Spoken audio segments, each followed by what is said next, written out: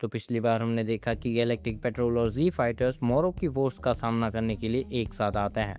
ये सब लोग अलग अलग जगह पे मोरो की फोर्स का सामना करते हैं, जिसमें मेन हाईलाइट 73 और पिकोलो और गोहान की फाइट रहती है, जिसमें उन्होंने 73 को मजबूर कर दिया था मोरो की पावर्स को यूज़ करने के लिए। और जब 73 मोरो की पावर्स यूज़ करने गया तब एंड्रॉइड्स ने उस पर धावा बोल दिया। क्योंकि एंड्रॉइड्स के अंदर कोई भी की एनर्जी नहीं है तो 73 उनके सामने कुछ नहीं कर सकता। यहाँ यार्डेड प्लैनेट पे वेजिटा किसी टेक्निक को मास्टर करने में लगा है, जिसकी वजह से वो अभी तक अर्थ पे नहीं आया और गोकू अभी भी स्पेस में घर का रास्ता ढूंढ रहा है।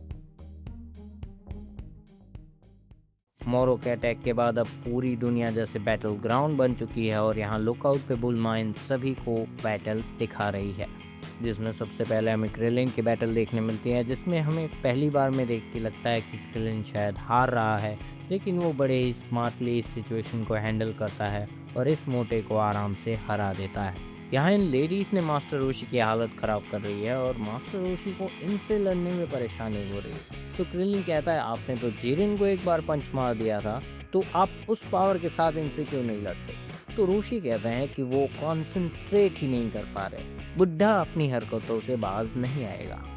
यहाँ टीएन और चात्सु एक मेटल मैन से लड़ रहे थे और मेटल मैन के सामने एक ही वेपन काम आता है, जो कि है इंसल्ट। तो टीएन क्योंकि कभी किसी की इंसल्ट नहीं कर सकता, तो चात्सु यहाँ इस मेटल मैन को भंगार का टुकड़ा कहता है और इट्स डन। यहाँ मास्टर रोशी ने कमबैक किया है, उन्होंने आंख पे पट्टी बांध के लड़ना शुरू किया है और अब वो बहुत अच्छा कर रहे हैं। लेकिन ये तीनों जब हार रही थी तो एक साथ फ्यूज हो जाती है और उन्हें दूर फेंक देती है। यहाँ लुकआउट पे एस्का देखता है कि मोरो की शिप तेजी से नीचे आ रही है।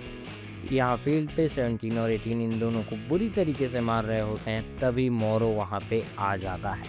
मोरो को आगे 73 की ज़रूरत पड़ सकती है तो वो उसे रिकवर होने के लिए भेज देता है। ये है मोरो।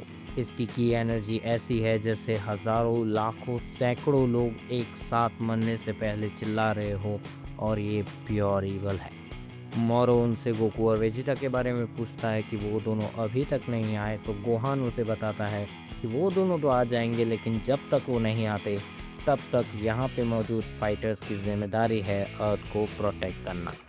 यहाँ मोरो खुद को किस्मत वाला बताता है, क्योंकि यूनिवर्स में ऐसे बहुत कम प्लेनेट है जिसके ऊपर इतने ज़्यादा पावरफुल लोग रहते हैं। तभी सगान वो उसे कहता है कि इनसे डील वो खुद करना चाहता है, क्योंकि उसके बैंडिट्स की यहाँ पे बेइज्जती हुई है और उसके बैंडिट्स बेइज्जती होने पे भागने वाले लोग नहीं हैं, तो वो सारे बैंडिट्स का इन शॉर्ट बदला लेना चाहता है।